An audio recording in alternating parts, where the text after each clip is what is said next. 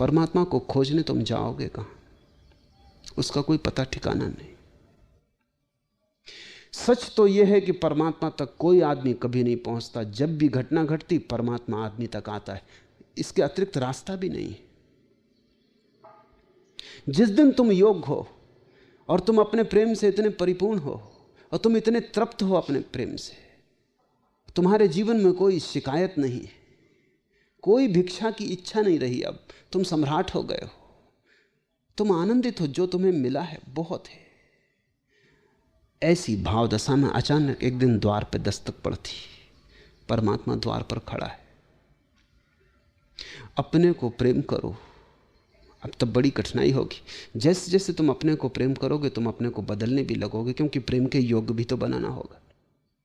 एक बार तुम्हें यह ख्याल आ जाएगा अपने को प्रेम करना है, तो तुम्हें बहुत सी क्षुद्रताएं दिखाई पड़ने लगेंगी जो कि प्रेम ना करने देंगी। उन क्षुद्रताओं को तुम्हें छोड़ देना होगा, वो तुम्हारी समझ से छूट जाएंगी। अगर तुम्हें अपने को प्रेम करना है तो प्रेम पात्र के योग्य भी तो बनना होगा। तब तुम पाओगे कि बहुत सी क्षुद्रताएं असंभव हो गई, क्योंकि कैसे तुम कर सकते हो वे क्षुद्रताएं? अगर करोगे तो निंदा शुरू हो जाती। अगर तुमने जरा सी बात में क्रोध किया तो तुम खुद आत्मनिंदित हो जाओगे कि ये क्या क्षुद्रता है, ये क्या उथलापन है। जरा सी बात में और गर्म हो गया। इतनी भी शीतलता न थी कि इतनी सी बात को सह जाता। तुम अचानक पाओगे कि अगर अपने को प्रेम करना है तो क्रोध धीरे धीरे छूटेगा। अगर अपने को प्रेम करना है घृणा धीरे धीरे गिरेगी। नहीं तो तुम प्रेम ना कर पाओगे। जब अपने को प्रेम करना है तो अपने को तैयार भी करना होगा। तुम धीरे धीरे अपने को निखारने में लग जाओगे।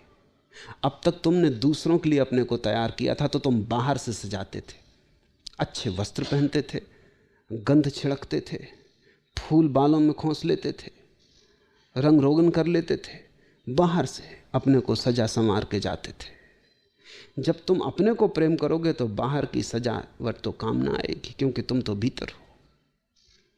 और तुम कितना ही रंग ऊपर पोत लो चेहरे के, तुम्हें तो अपना असली चेहरा पता ही नहीं। जब तुम अपने को प्रेम करोगे तो तुम्हें भीतर सजाना पड़ेगा, भीतर का श्रृंगार शुरू होगा।